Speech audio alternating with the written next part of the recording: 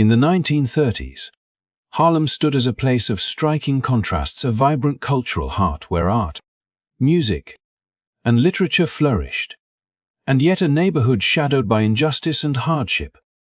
By day, the streets pulsed with jazz, poetry, and the intellectual energy of the Harlem Renaissance. Legendary figures like Duke Ellington, Zora Neale Hurston, and Langston Hughes were transforming American culture, filling nightclubs and salons with creativity and hope. Harlem was the very symbol of black artistic achievement, a beacon of pride for African Americans across the nation. But beneath the music and bright lights, a harsher reality simmered. Thousands of African Americans had journeyed north during the Great Migration, escaping the violence and oppression of the Jim Crow South, only to find a new kind of struggle waiting. Jobs were scarce, wages were low, and landlords crowded families into aging, crumbling tenements. Overcrowded apartments echoed with the sounds of determination and survival. While outside, unemployment lines stretched for blocks in the wake of the Great Depression. White-owned businesses eagerly accepted the money of black customers yet routinely refused to hire black workers, deepening the sense of betrayal. The tension was not only economic but deeply personal. Encounters with the New York Police Department often brought fear rather than safety. Many Harlem residents felt the police were not protectors but enforcers of a social order that kept them marginalized. Stories of unjust arrests and heavy-handed tactics circulated from doorstep to doorstep, feeding a growing mistrust. Harlem's people carried not only the weight of poverty, but the constant sting of racial prejudice. This was a community of extraordinary creativity and resilience, but also of rising frustration. Local activists began to call for change. Do not buy where you can. Work campaigns urged neighbors to boycott stores that profited from Harlem's shoppers while excluding them from employment. Meetings were held in churches and basements, voices rising in both hope and anger. A spark was all that was needed to turn that anger into something far more explosive. And that spark would come in March of 1935, when a simple rumor, barely more than a whisper, would ignite a night of chaos and reveal the deep wounds beneath Harlem's brilliant surface. The story of what followed is not only a chapter of New York's history, but a warning for all times. When inequality and injustice are ignored, unrest is never far behind. Before we journey deeper into this powerful story, I would love for you to support this channel. If you find history as fascinating and important as we do, please take a moment to like this video, subscribe to our channel, and tap the notification bell so you won't miss any of our future episodes. Your support helps us bring more hidden chapters of history to light, stories that matter, lessons that resonate, and voices that must never be forgotten. The movement of thousands of African Americans from the rural South to the urban North in the early decades of the 20th century was one of the most profound shifts in American society. By the 1930s, Harlem had become the most striking symbol of this migration, a community where hope and frustration walked side by side. Families packed their belongings into worn suitcases and boarded crowded trains, hearts lifted by the dream of a better life far from the brutality of the Jim Crow South. They were driven by the promise of opportunity, the chance to breathe freer air, to work for fair wages, to educate their children without the constant shadow of legalized segregation. Harlem's name traveled through letters and conversations like a whispered promise, a place where the sounds of jazz and the brilliance of black art suggested that the future could be different. When these newcomers first set foot on the bustling streets of New York, the energy of the city seemed to match the rhythm of their ambitions. Vendors called out from sidewalk, nightclubs pulsed with music long into the night, and the air itself carried the thrill of possibility. Yet as these men and women searched for work and a safe place to live, the gleaming image of opportunity began to crack.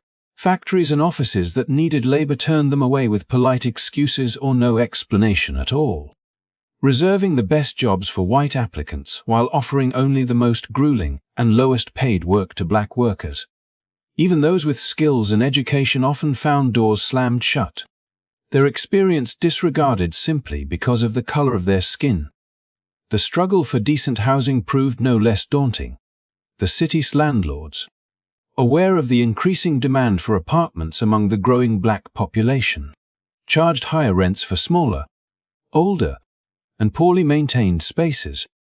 Tenement buildings meant for far fewer residents became crowded with families who had no choice but to accept conditions that were unsanitary and unsafe. Hallways grew noisy with the daily efforts of survival, children playing, mothers cooking simple meals, fathers returning late from long hours of exhausting labor. These were homes built not on luxury but on unyielding determination, where every inch of space carried the weight of dreams and the scent of perseverance.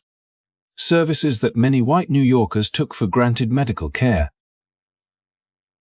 reliable utilities, fair treatment in shops were often withheld or delivered with indifference to Harlem's residents.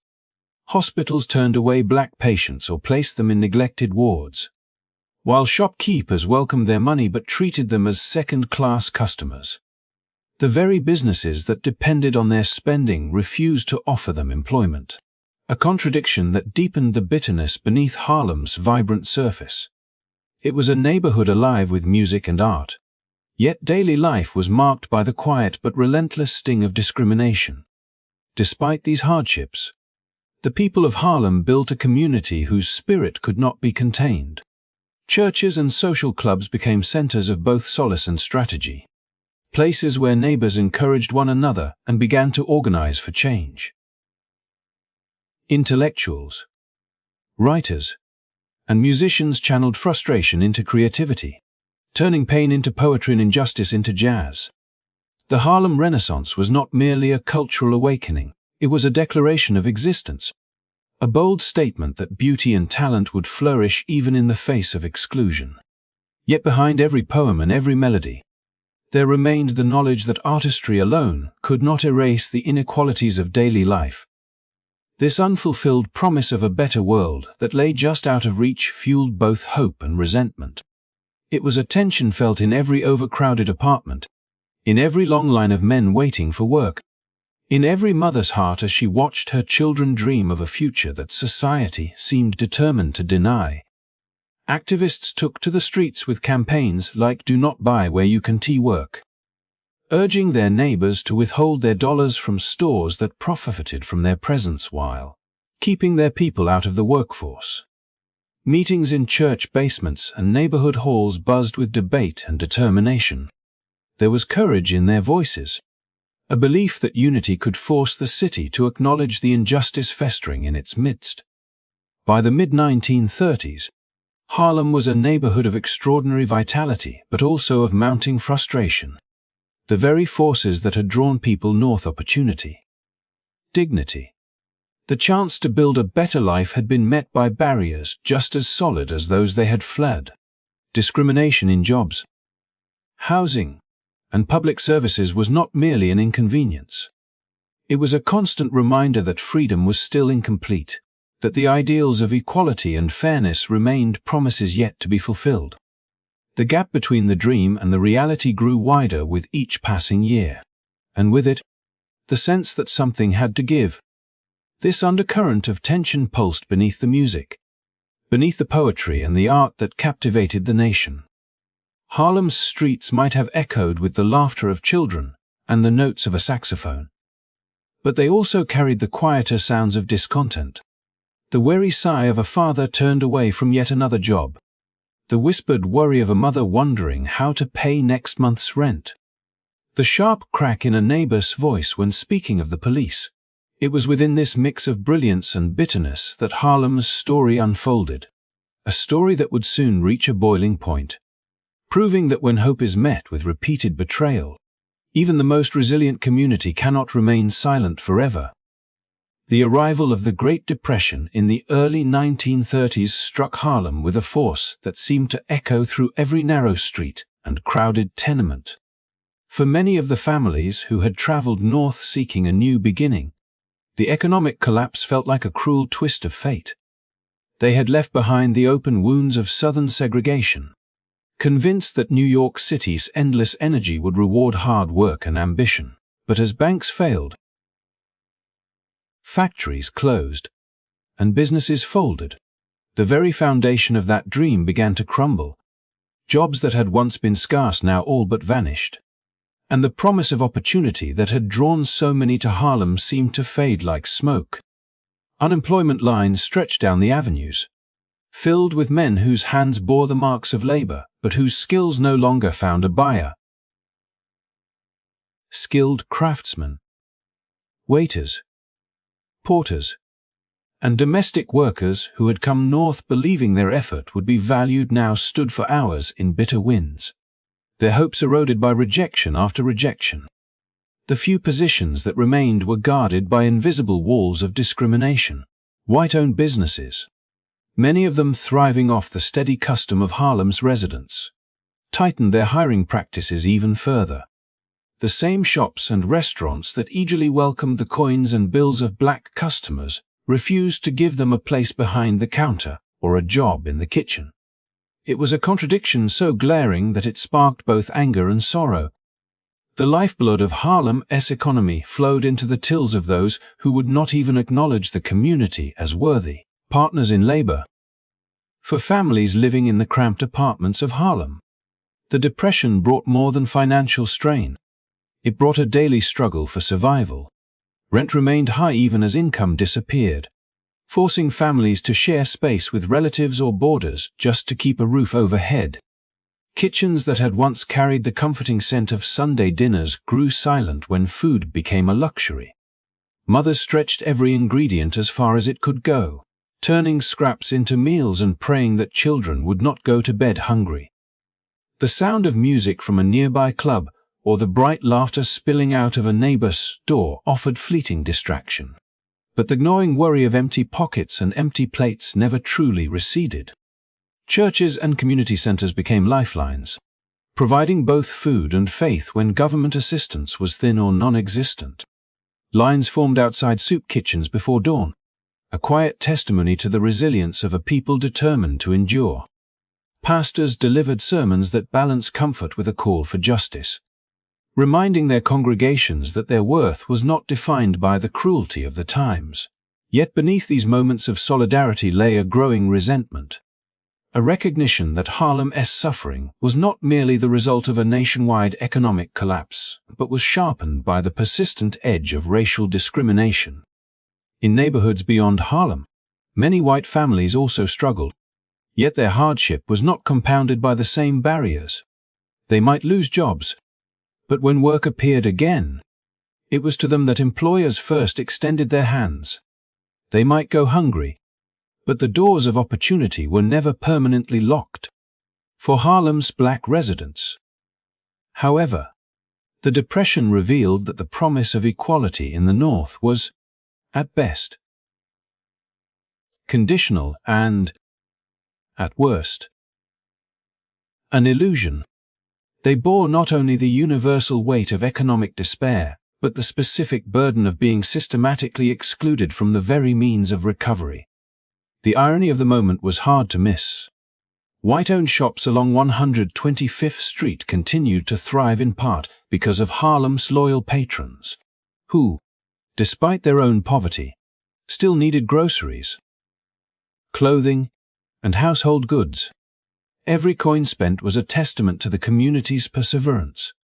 Yet the owners of those same stores would not employ the very customers who kept their businesses alive. It was an imbalance so bitter it stirred the beginnings of organized resistance. Community leaders and activists began to speak more forcefully, urging boycotts and calling meetings in church basements where the air buzzed with frustration and resolve. Their message was simple: a community that sustained an economy deserved a share in its livelihood. As the decade wore on, the combination of economic desperation and racial injustice grew impossible to ignore. Conversations at dinner tables, in beauty parlors, and in the pews of Sunday services turned toward action. Parents who had once told their children that hard work would open doors now struggled to explain why those doors remained barred.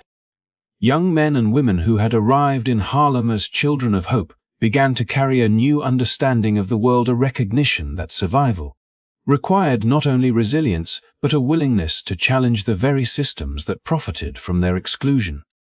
This simmering tension did not erase Harlem's cultural brilliance. Musicians still played late into the night. Poets still filled the pages of new journals. And painters still captured the depth of black life with colors both vibrant and unflinching. But beneath the sound of a trumpet or the rhythm of a dance floor was the steady pulse of discontent. Every note of jazz seemed to carry the weight of unspoken frustration. Every brushstroke the quiet defiance of a community determined to assert its worth. By the mid-1930s, the neighborhood stood at a crossroads. The Great Depression had not only deepened unemployment and hunger, it had exposed the hypocrisy of a society that demanded Harlem's spending power but denied its people economic dignity. What began as a national economic disaster became, in Harlem, a sharp lesson in the limits of northern opportunity.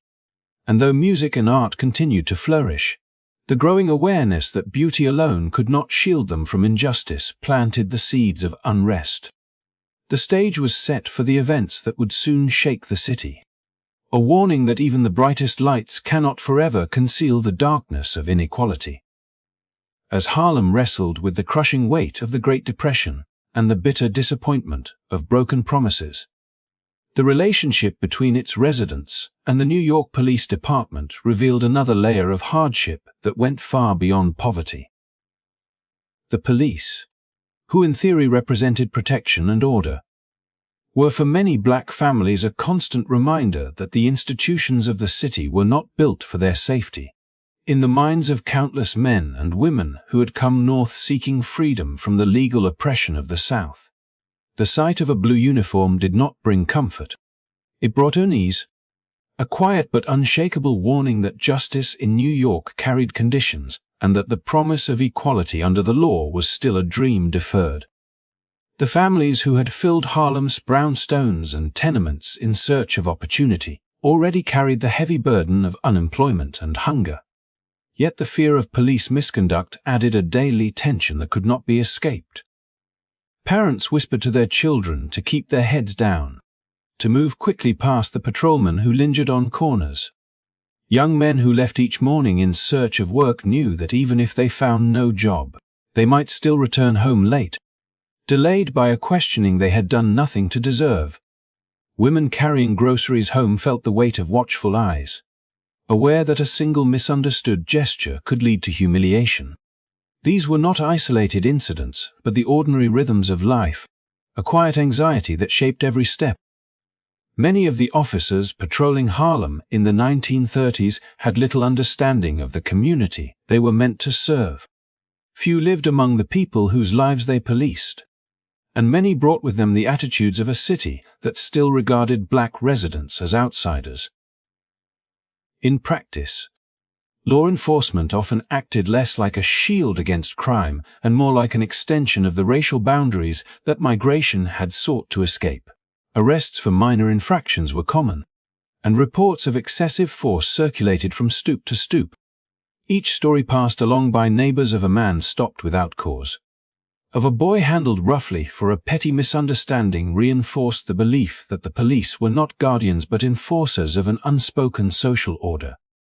This mistrust deepened as the economic crisis grew sharper. With jobs scarce and desperation widespread, tensions between residents and officers flared easily. Police raids on gambling dens or informal street markets, often conducted with a show of force, left behind more than broken doors. They left behind a lingering sense of humiliation. The line between keeping peace and exerting control blurred, and for Harlem's citizens it became clear which side of that line the police favored. Even when complaints were brought to city officials, the responses were slow or non-existent. Accusations of brutality were met with silence, and officers rarely faced consequences for their actions. The absence of accountability spoke louder than any public statement. The law, it seemed, protected its own before it protected the people. At church gatherings and community meetings, the subject of policing became impossible to ignore. Ministers who had once focused their sermons on spiritual endurance began to speak cautiously of civic responsibility. urging their congregations to remain strong in the face of intimidation. Activists, already mobilized by boycotts against discriminatory businesses, now turned their attention to the behavior of those in uniform, yet calls for reform met the familiar barrier of indifference from city officials, who viewed Harlem's complaints as exaggerations or as problems that could be solved without structural change. The more the community's pleas were dismissed, the more certain it became that their struggle for dignity was not only economic but deeply political. The mistrust was not born solely from individual acts of violence or intimidation. It grew from the pattern of behavior that revealed a system unwilling to see black citizens as equals. The police force represented, in the eyes of many Harlem residents, the visible arm of a society that demanded their labor and their money but withheld respect and protection. This perception was not merely a product of rumor. It was confirmed each time an officer escaped discipline after an assault, each time a complaint disappeared into bureaucracy, and each time a child returned home shaken from an encounter that should never have happened. Meanwhile, the cultural brilliance of Harlem continued to shine. Jazz clubs still throbbed with music that drew audiences from across the city, and writers and painters continued to capture the complexity of black life. But beneath the swing of a saxophone or the pages of a new poem was an unspoken tension, a knowledge that the community's greatest achievements could not shield it from the dangers of unchecked authority. The same neighborhood that dazzled the world with its art also carried the scars of a constant struggle for the simple right to be treated as full citizens. By the middle of the decade, the gap between Harlem's promise and its reality had widened dangerously. Economic despair had already left many on edge, and the knowledge that those sworn to protect them often acted instead as agents of control turned frustration into a slow-burning fury. Parents continued to teach their children caution, but they also began to speak of the need for justice. The whispers in church basements and community halls grew louder, a collective recognition that silence had not brought safety, and that dignity could not be won without confronting the forces that denied it. When the spark finally came in the spring of 1935, a rumor about a boy accused of theft and the suspicion of police violence, it did not ignite in a vacuum. It fell on ground already parched by years of economic hardship and by the daily reminder that in Harlem, the badge too often symbolized power without responsibility. The unrest that followed was not simply an explosion of anger over a single incident, but the inevitable consequence of a community pushed too long to the margins, where the music of hope played against the steady drumbeat of mistrust, and where the call for justice could no longer be contained. In the face of relentless discrimination, as unemployment deepened and trust in the police eroded, Harlem's people refused to let silence become their only answer. The energy that once poured into music and poetry now began to flow into organized resistance. Driven by the conviction that dignity required more than survival, it demanded action. The very families who had arrived in New York carrying dreams and opportunity had learned that their spending kept the neighborhood's businesses alive, yet they were barred from sharing in the prosperity their dollars sustained. Out of that bitter contradiction rose a movement whose power came not from violence or fury, but from the unshakable belief that economic pressure could achieve what polite requests had failed to win. Community leaders, church ministers, and local activists joined forces, meeting in the basements of churches whose walls had long echoed with hymns of perseverance. They spoke of the merchants who smiled at customers while turning away job seekers, of the shops that gleamed with Harlem's hard-earned money while denying black workers a chance to stand behind the counter. Out of these gatherings emerged a simple, resonant call: do not buy where you can work. It was a slogan that captured both the injustice and the solution, a challenge to every resident to use the power of their collective pocketbooks as a weapon of change. Flyers printed with bold black letters found their way into every hallway and stairwell, into the hands of mothers walking home from market and young men coming back from fruitless job searches. On street corners, volunteers explained the campaign's purpose: urging neighbors to withhold their dollars from stores that prospered on Harlem's trade yet offered no employment in return. It was not a movement of rage but of resolve, a quiet yet unyielding refusal to fund the very institutions that profited from exclusion. Families who had already stretched every coin now chose to travel farther or make do with less, turning their daily hardships into a statement of solidarity. Day by day, the boycotts gathered strength. Shopkeepers who once dismissed the demands of Harlem's residents began to see their tills grow light. Windows that once glowed with goods for sale now reflected the empty sidewalks outside. The movement, grounded in discipline and community pride, revealed the collective strength of people often underestimated. It was proof that even in the shadow of economic despair, Harlem's residents possessed the will to claim their rights through unity and sacrifice. Speeches at Sunday services drew larger crowds, the sermons blending scripture with strategy, faith with the fierce insistence that justice was not a gift but a right. Women's clubs organized picket lines, and neighborhood newspapers carried stories of merchants beginning to relent, offering jobs where none had been offered before. The sight of neatly dressed men and women marching with placards outside once thriving shops sent a clear message. Harlem's spirit would not be bought off or ignored. Yet for all the determination and careful planning, the city's response was tepid. Officials in power, many of whom rarely set foot in Harlem except during election season, dismissed the protests as temporary noise. Requests for formal investigations or broader reforms were politely filed away or met with vague promises of future attention. To those who gathered in church basements or stood for hours on picket lines, the indifference felt like a second injustice. Their movement had shown that the community could organize, that economic boycotts could bring even the most stubborn merchants to the negotiating table. But when it came to the larger systems of discrimination, City Hall remained unmoved. This lack of meaningful response deepened the sense of betrayal. Harlem had demonstrated both discipline and creativity in its protests, proving that its residents were not merely victims of circumstance but active citizens demanding a fair share of opportunity.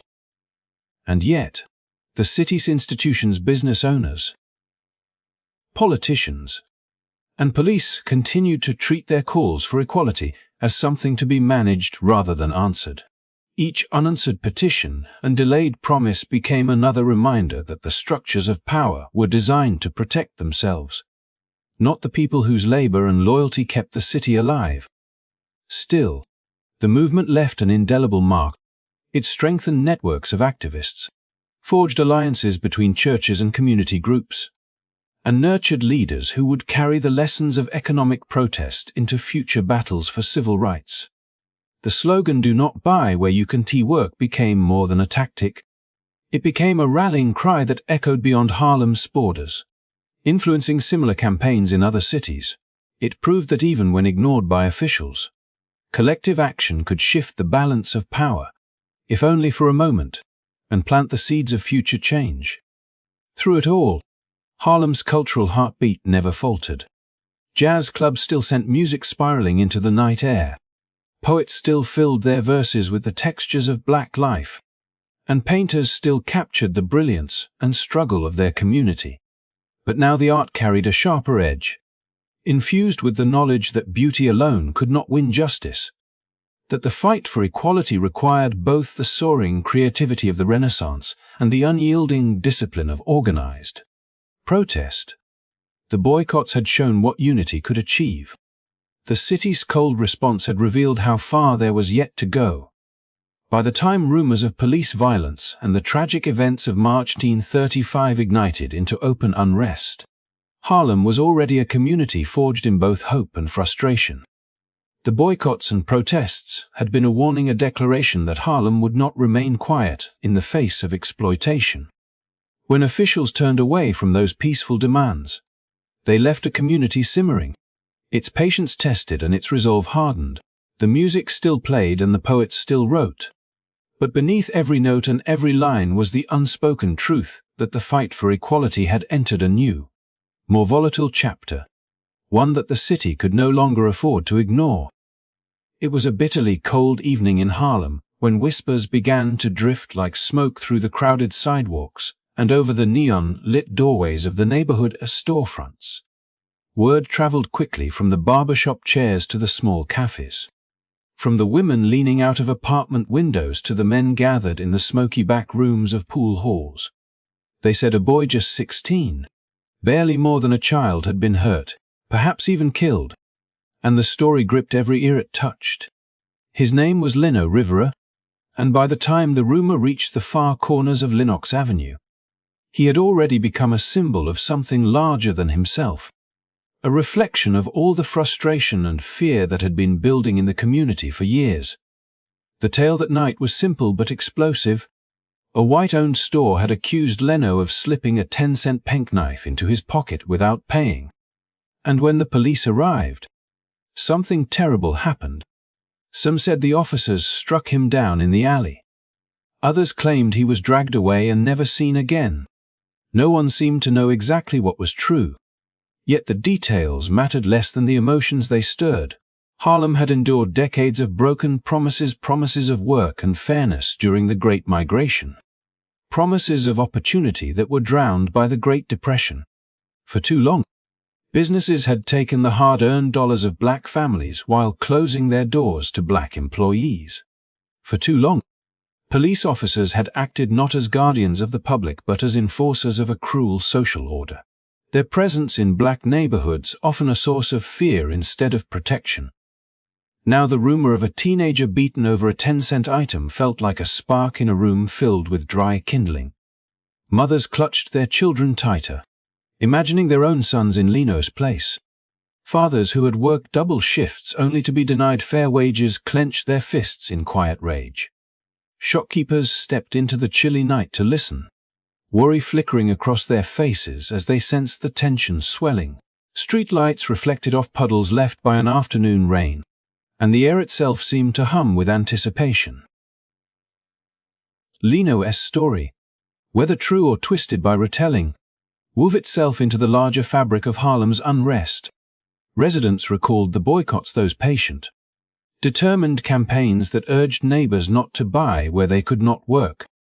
They remembered how their cries for fairness had been met with polite indifference by city officials, how their petitions and speeches had disappeared into the echoing halls of government without a trace. It was as if their very existence had been acknowledged only as consumers, not as citizens deserving justice. The rumor struck at a collective wound.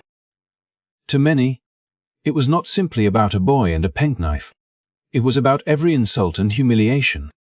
Every time a family member had been turned away from a job or made to feel like an intruder in their own city. It was about the nights when the sound of a police whistle brought dread instead of relief. Harlem's people were tired of waiting for recognition, tired of the careful patience that had so often been met with silence. As the evening deepened, the streets filled with restless voices. Conversations that began as quiet speculation grew louder, sharper, more urgent. The name Leno Rivera echoed from corner to corner, his youth making the story even more unbearable. Men who had spent their lives swallowing their anger now found it rising in their throats, impossible to hold back. Women who had watched their children navigate a world that treated them as second-class citizens felt an ache that burned hotter with each passing minute. Whether Leno had truly been harmed almost became irrelevant. The rumor had become a truth of a different kind, a truth about how it felt to live under constant suspicion, and to know that the institutions meant to protect you might instead betray you. The community's memory of countless smaller injustices, of doors closed and voices ignored, merged with the rumor until the two were inseparable. By midnight, Harlem's heartbeat had changed. What began as scattered whispers had grown into a steady, defiant rhythm, as if the neighborhood itself had awakened from a long slumber. The story of a boy and a 10-cent penknife was no longer just a story.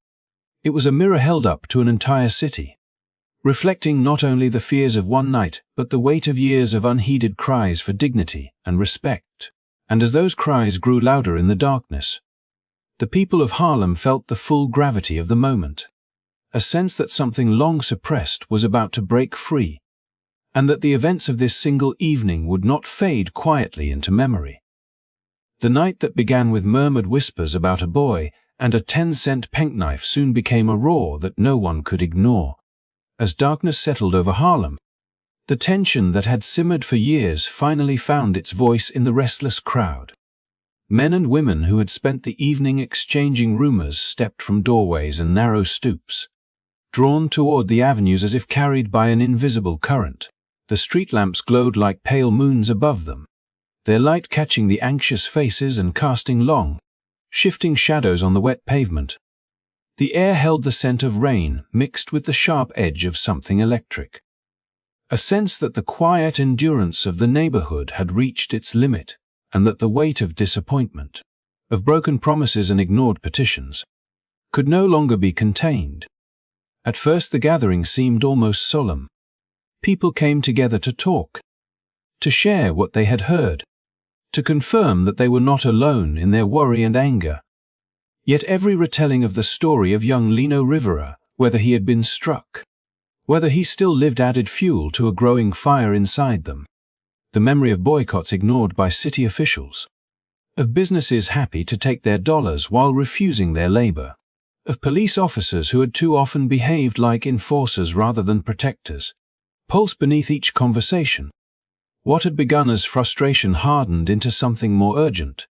When the first shouts rang out, they did not come from a single throat but from many, a chorus that rose from the crowd like a storm breaking.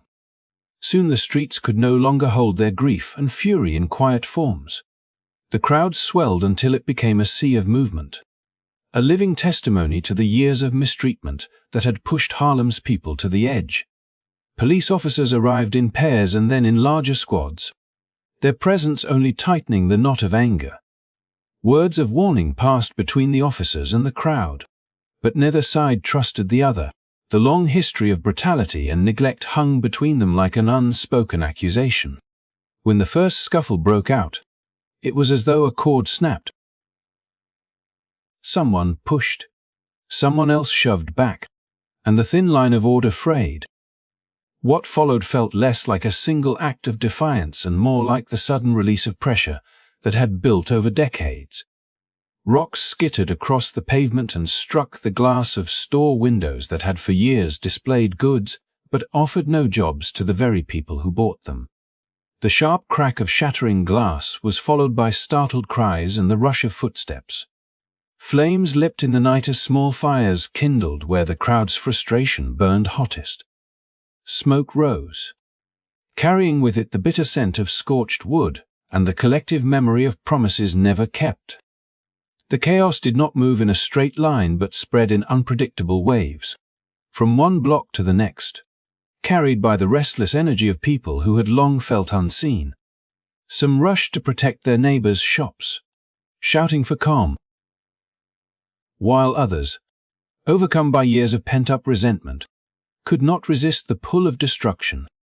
It was not simple malice that fueled them, but the heavy accumulation of slights. Doors closed in their faces, opportunities denied, voices silenced until they felt there was no other way to be heard.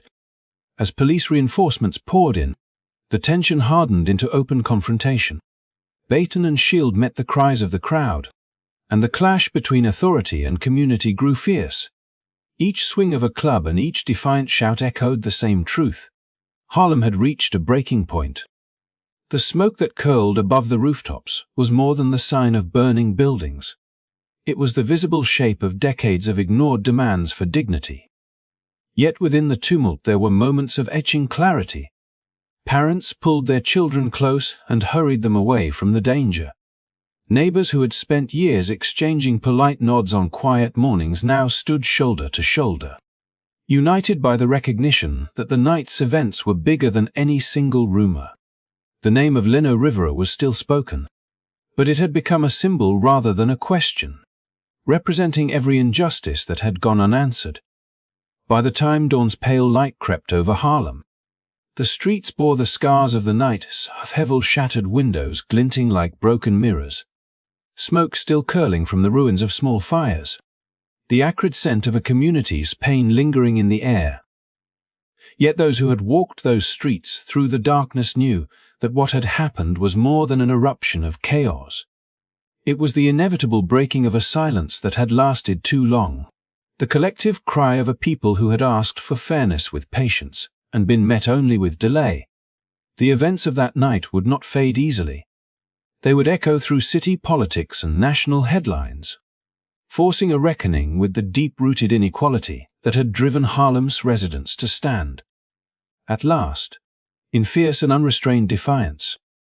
When the first pale light of dawn reached Harlem, it revealed a neighborhood transformed, not by celebration or triumph, but by the heavy imprint of a long night's fury.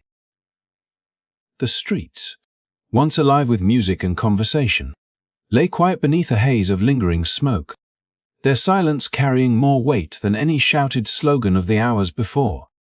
Where shop windows had once displayed goods meant to tempt the eye, there now stood jagged shards of glass, catching the new day's light like cruel fragments of a broken promise. The air smelled of scorched wood and damp stone, a mix of the night's fires and the morning's dew, and every breath carried the memory of a storm that could not be undone. Along Lenox Avenue and the narrow side streets, the evidence of what had unfolded was everywhere. Police officers, their uniforms rumpled and faces drawn from the long hours, moved like wary sentinels among the wreckage. They stepped carefully over the debris-splintered wood. Scattered merchandise, the twisted remains of signs that only yesterday advertised fresh bread or a Sunday sale. Firefighters, their coats darkened by smoke, doused the last stubborn embers with a tired efficiency that spoke of battles fought long past midnight. Harlem's familiar landmarks were now punctuated by the scars of a night when frustration, too long contained, had finally broken free. But the most painful evidence of all could not be swept aside with a broom or washed away by the morning rain. 3 of Harlem's own men whose names would soon be whispered in grief across kitchen tables and church pews had lost their lives before the sun returned. Hundreds more carried the marks of the night on their bodies, bruises and cuts that told silent stories of chaos and confrontation. Hospitals and makeshift clinics filled with the injured, their bandages stark against weary faces, each one a living testament to the price the community had paid for a voice long denied. The numbers were not mere statistics. They were fathers and sons, neighbors and friends, people whose lives only yesterday had moved through familiar routines, and who now became symbols of a wound too deep to ignore. For those who had lived through the hours of shouting and fire, the morning brought not relief but a quiet, aching awareness of what had been lost and what had been revealed. The night's violence had not appeared from nowhere. It was the echo of years of petition and protest, of boycotts ignored and grievances dismissed. The do not buy where you can work campaigns had been met with indifference. Calls for fairness in policing had been brushed aside. Harlem's people had endured crowded tenements, chronic unemployment, and the sting of racial exclusion, all while creating art and music that reshaped American culture. Yet their dignity and patience had been met again and again by a wall of silence. The events of that night were less an explosion than a reckoning, the inevitable result of a city's failure to listen. City officials moved quickly to assess the damage, their faces set in expressions of solemn duty, but behind their measured words lay a sense of urgency. Newspapers across New York carried headlines of disorder, but those who understood Harlem's heart knew that the night's unrest could not be explained away as mere lawlessness.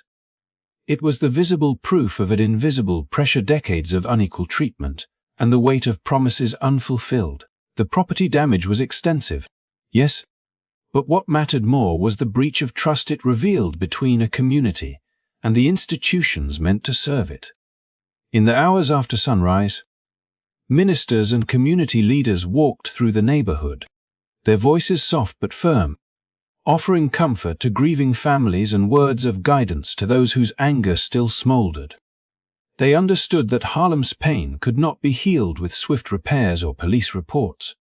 The broken windows might be replaced, but the deeper fractures between neighbor and government, between hope and experience, would not be so easily mended. Parents gathered their children close, explaining in careful tones why the night had turned so dark, trying to offer both honesty and reassurance. Young people, eyes wide with the shock of what they had witnessed, listened as elders spoke of dignity and the long struggle for equality, even in the face of such loss. By mid-morning, the city beyond Harlem was beginning to stir to its usual rhythm. But inside the neighborhood, time seemed to move differently. The rising sun lit the red bricks of the old buildings, casting long shadows across the sidewalks where glass still glittered like tiny mirrors reflecting a troubled past. Shopkeepers swept their doorways in silence, the scrape of their brooms the only sound for long stretches, as if each stroke might somehow erase the memory of the night. Yet no amount of sweeping could change what everyone now understood. Harlem's grievances, once easy for officials to overlook, had been written in smoke and blood across the city's conscience. The deaths of 3 black residents and the injuries of hundreds were more than a tragic tally. They were the human cost of years of deferred justice. Those who had lost loved ones would carry their grief far beyond that morning, and the entire community bore the weight of a truth that could no longer be denied. The Harlem that awoke that day was not the same Harlem that had greeted the dusk before. It had revealed both its anguish and its resilience, showing the city and the nation that silence has limits, and that when the call for equality is ignored too long, it will eventually be heard, whether in the cadence of music and poetry or in the painful chorus of a night of unrest. As the smoke lifted and Harlem tried to gather itself in the pale light of the morning after, the rest of New York was already shaping the meaning of the night in ink and headlines. By the time the city's commuters unfolded their newspapers on crowded subway cars, the narrative had been set in the white-owned press. Harlem, they declared, had descended into lawlessness. Bold black letters stretched across front pages describing rioters and looters, cows, as if the events of that night had sprung from nothing more than reckless violence. Reporters lingered on broken windows and burned storefronts, their words heavy with accusation and light on history, as though the night's flames had no roots deeper than a single rumor. To a public that rarely ventured beyond the edges of Harlem's streets, these stories were easy to accept, a tidy explanation that required no reflection on the city's own complicity. But inside the very neighborhood those headlines condemned, another story took shape, one that refused to be hidden beneath the simplifications of the morning papers. The black press, with journalists who had walked the same smoke-filled streets and spoken with neighbors whose voices were often ignored, laid bare the truths that the mainstream accounts sought to bury. In the pages of the Amsterdam News and other black-owned papers, the riots were not painted as a sudden outbreak of savagery, but as the inevitable response to years of systemic injustice. Writers recounted how families had pleaded for fair wages and fair treatment only to be met with indifference. How do not buy where you can work boycotts had been dismissed by city leaders, and how police brutality had become a bitter fact of daily life. Their reports carried the weight of lived experience, naming the Great Depression's chokehold on black employment and the relentless economic exploitation by businesses that profited from black customers while denying them jobs. These journalists did not excuse the damage of the night, but they insisted on context. They described the broken glass as a reflection of broken promises, the fires as the physical echo of a long-suppressed cry for dignity. Their words challenged the city to see Harlem's unrest not as random chaos, but as a mirror held up to the deeper failures of a society that had built barriers of discrimination, and then pretended surprise when those walls cracked. In editorials and first-hand accounts, they demanded that readers both black and white reckon with the reality that the violence of the night was born from the slow, grinding violence of poverty and exclusion. The contrast between the two narratives could not have been sharper. White-owned newspapers, eager for sensational headlines and fearful of unsettling their readers, presented Harlem as a place apart, a neighborhood of danger and disorder to be contained rather than understood. Their language, filled with words of menace, reinforced the stereotypes that had long justified neglect and police repression. Meanwhile, the black press spoke with the urgency of those who knew that truth was a form of resistance. They documented not just the events but the history that had shaped them, the crowded tenements, the long unemployment lines, the daily indignities of racial slights and economic exploitation. They named the names and told the stories that mainstream papers ignored, ensuring that Harlem's cry for justice would not be silenced by a single morning's headlines. For Harlem's residents, the difference between these accounts was more than a matter of perspective. It was a matter of survival. To be seen only as rioters was to risk even harsher crackdowns, to invite policies that punished rather than healed. But to have their struggle understood as the consequence of systemic racism and economic betrayal offered at least the hope that the city might finally listen. Community leaders clipped articles from the black press and carried them to meetings with city officials, pointing to the careful reporting as evidence that the night's events were not senseless but a call for long overdue reform.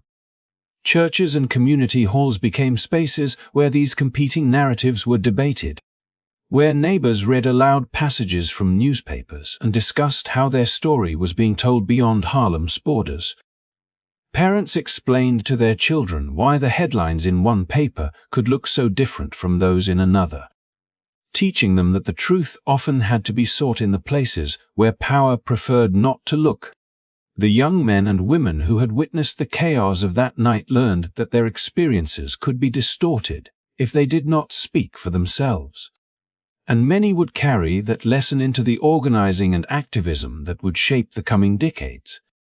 As days passed and the broken windows were replaced, the deeper fracture remained in the way the story of Harlem's night of unrest was told.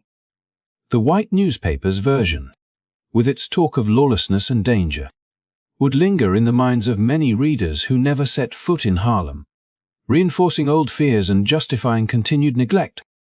Yet the black press account, though it reached fewer households, planted seeds of understanding that would grow in the movements for civil rights and equality that lay ahead.